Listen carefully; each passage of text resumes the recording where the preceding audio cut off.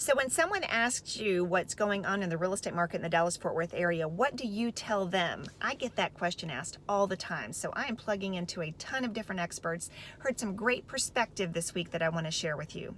First of all, I hope you're enjoying this fantastic weather, this beautiful Friday afternoon heading into Easter weekend, and all that that involves even during the midst of a pandemic. Wanted to give you some perspective. So Dr. Dotzour, a real estate economist, recently gave this information via webinar, and this was the first time I had heard it in this way. Having been in real estate since 1995, I've helped clients through the 9/11 problem and the recession problem. And so here we are in a world pandemic problem, something the likes of which none of us have ever seen. But here's an interesting perspective. Yes, it's like 9/11 but not just one New York City, it's like every city is New York City.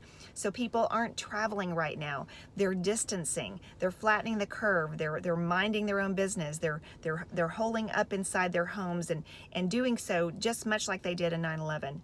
The financial markets are dramatically impacted like they were in 2008, but the difference then in 2008 was part of the recession was caused by housing, by overbuilding, by mortgage fraud. All those things are not the case in today's market, and in fact, the Fed has tools today that they didn't have in 2008. But here's the unique twist that I hadn't thought of that Dr. Dotzour, who's way smarter than me in this, is it's also a little bit like World War II, where there was a shortage of resources, and the president at the time directed where those resources could go, and people had a shortage of supplies and things like that. So it's a really interesting twist on that.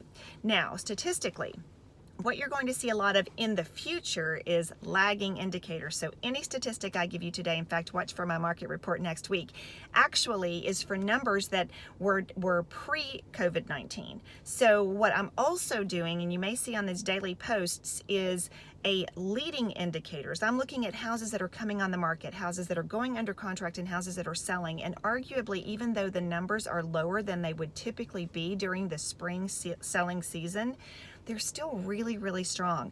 Mortgage rates are really good. So what does this mean to you? If you're thinking about selling, now's actually a good time. If you're thinking about buying, now's actually a good time. So as always, everybody's situation is just a little bit different, but if you have any questions about your own that perhaps I can help you with, please do call me, text me, let me know, 682-472-2473. And if you find this market information helpful, please forward this to a friend.